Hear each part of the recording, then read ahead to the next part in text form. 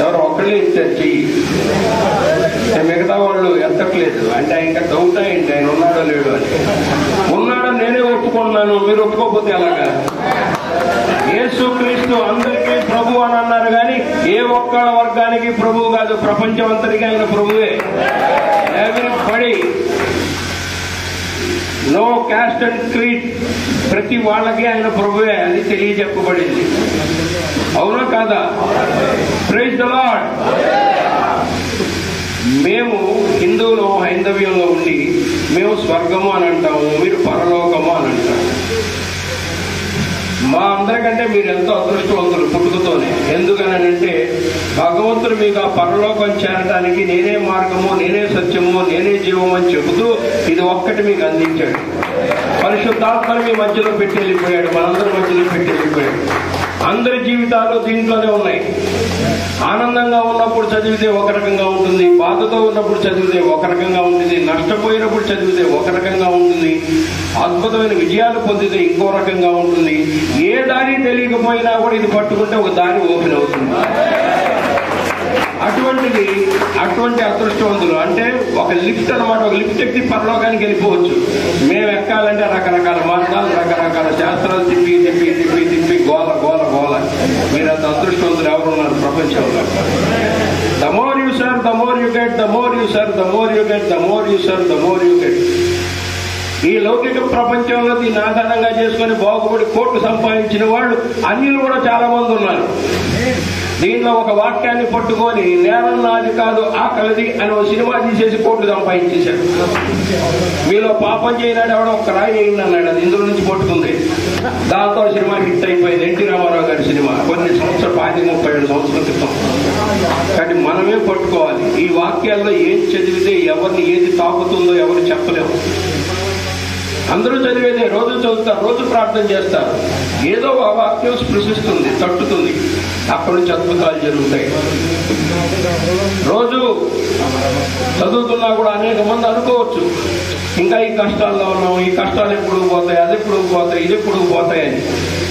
మనం ఒక కార్యక్రమం మొదలుపెట్టి 4 అడుగుల ముందుకే ఇంకా ఆగిపోతాం. కాసేపు అడ్డంకి రాగానే ఆయన మనకేమైనా బాకీయా ఏంటి? ఈ ప్రపంచం మొత్తం పాలించే అతనికి మనకేమైనా బాకీయా?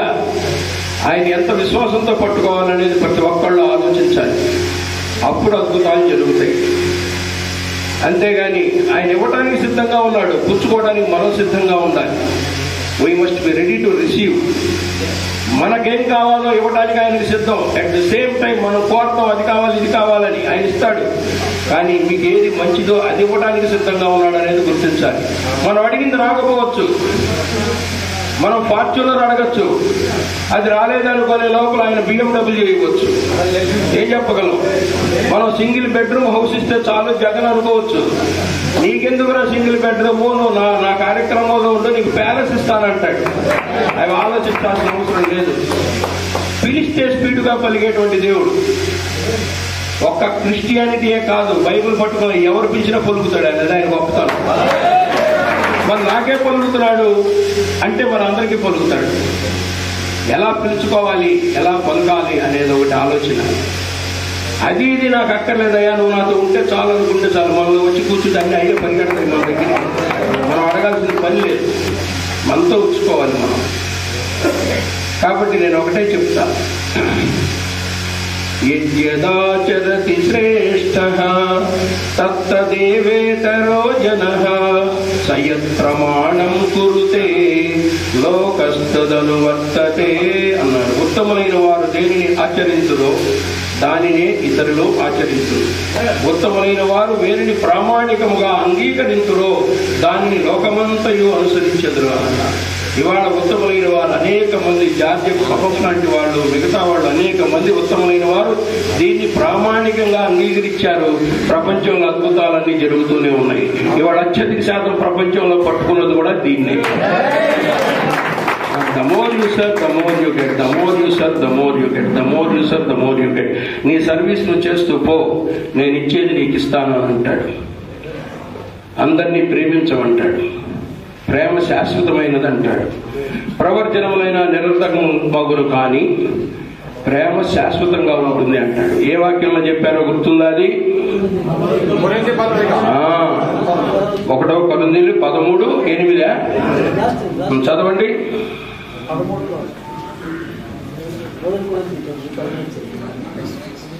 1 కొరింథీయులు 13:8 నేను చెప్పింది కరెక్టే. ప్రేమ శాశ్వత కాలముండును.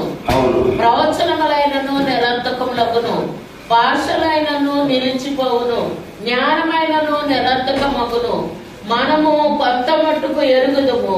అలాగా ప్రేమ శాశ్వతమై ఉండును. శాశ్వత కాలం ఉండేది ఒక్క ప్రేమే. ఆ ప్రేమను అలవాటు చేసుకుంటే చాలు. Irrespective of cost and creed ప్రతి ఒక్కరిని గౌరవించాలి, ప్రేమించాలి, అందరినీ కలుపుకొని వెళ్ళాలి. ఉన్నవాడైనా లేనివాడైనా సమానంగా చూడాలి. అలా చూస్తే అద్భుతాలు జరుగుతాయి. అలా అద్భుతాలు జరిగిన, అలా చూసిన వాళ్ళు, అలా చెందిన వాళ్ళ వల్ల పలానా అద్భుతం జరిగిందని ఎవరన్నా ఒక ఉదాహరణ చెప్పగలరా? సరే, ఇవాళ మనం 2023 సంవత్సరంలో ఉన్నాం. కొన్ని వందల సంవత్సరాల క్రితం స్టాన్ఫోర్డ్ యూనివర్సిటీ ఎంతమందికి తెలుసు? ఇక్కడ అమెరికాలో స్టాన్ఫోర్డ్ యూనివర్సిటీ అని ఉంది. అందులో 2 అనాథులు చదువుకుంటూ ఉండేవాళ్ళు. ఆ 2 అనాథులు ఫీజులు కట్టడానికి నానా తంటాలు పడేవాళ్ళు. ఎవరో ప్రవీణ్ లాంటి వాళ్ళు ఇంకొకళ్ళు సహాయం చేస్తే మొత్తానికి అందరూ యూనివర్సిటీలో చేరారు. వాళ్ళు ఏమనుకున్నారంటే నెక్స్ట్ ఇయర్కి మనం ఫీజు కట్టాలంటే మనం ఏ రకంగా ఫీజు కట్టాలని ఆలోచించారు. ఏదన్నా మన యూనివర్సిటీలో ఒక ప్రోగ్రాం పెట్టి టిక్కెట్లు అమ్మి ఆ టిక్కెట్ల ద్వారా వచ్చిన డబ్బుతో మనం ఫీజులు కట్టుకొని పుస్తకాలు కొనుక్కుందామని ఆలోచించి ఒక మ్యూజికల్ కన్సర్ట్ పెట్టాలని